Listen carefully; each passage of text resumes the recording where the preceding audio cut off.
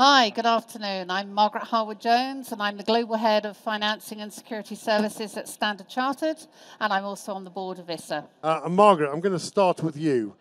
Standard Chartered are well represented at the ISA working groups, but we focus on standardization working group. What is the purpose and the scope of the standardization working group? Thank you, Colin. So look, this working group's purpose is very much to focus on the standardization journey of our participants. So understanding both the challenges and also the opportunities that are available so that we're best able, as ISA, to offer practical guidelines and advice. And we believe, and our intention is to ensure that we have a positive impact on the security services on the post-trade space. Now, as you might imagine, when we use a word like standardization, it's a pretty broad agenda, or can be, so it covers a lot of things. And what we're trying to do is think about overall industry standardization as well as individual local market practice. So in scope, the topics that are under consideration include DLT standards, ESG standards, ISO 20022, API standards, and also the data standards that are not covered under any other topic. So it's pretty broad. It's therefore pretty important that as a working group, we're reviewing the very specific areas and we're focusing on what our audience is looking for. So the plan is to make sure as well that we adopt a very agile approach. That will ensure that we focus sufficiently on a specific area before we move on.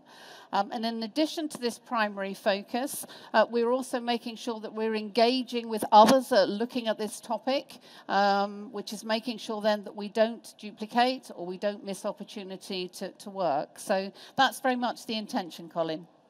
Okay, thank you very much, Margaret. We're going to come on to DLT and ISO 20022 later, but the first topic that you're tackling within the standards group is environmental, social, and governance standards. Can you tell us where you are with that piece of work? Look, it's a great one to start with, and being very honest and open with this group, we're still very much at the early stages.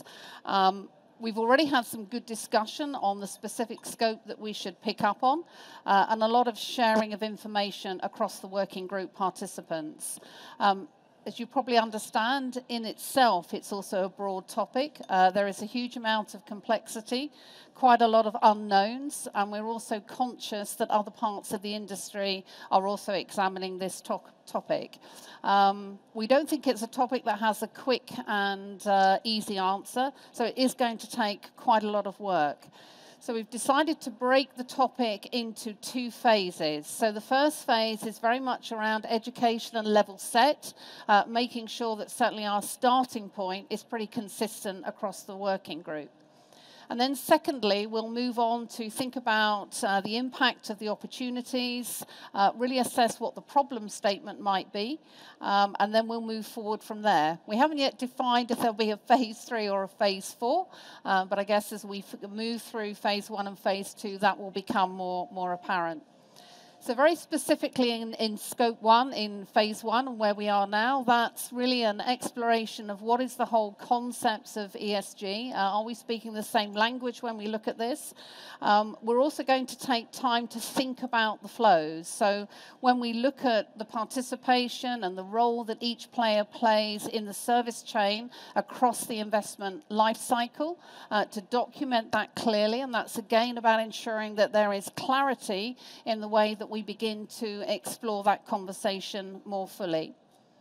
Our expectation then in scope 2 or in phase 2, the scope will start to look at maybe how the industry sees those current challenges, if there are already pain points that have developed even inadvertently, and we will then begin to assess perhaps some of the solutions that exist today, and as importantly, the things that we need to turn our attention to for the future.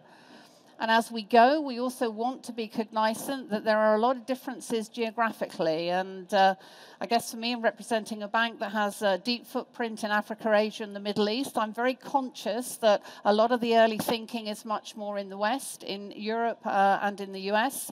And I think it's pretty important that we can learn from some of those early evolutions in that part of the world and see how we can sensibly translate them across to other parts of the world. So I want to leave the piece, I guess, to be fairly fluid, Colin, because I don't think it's a topic that we can say is already fully defined through its phases. But I hope that gives you a little bit of a sense of how we're starting to tackle it. It does indeed.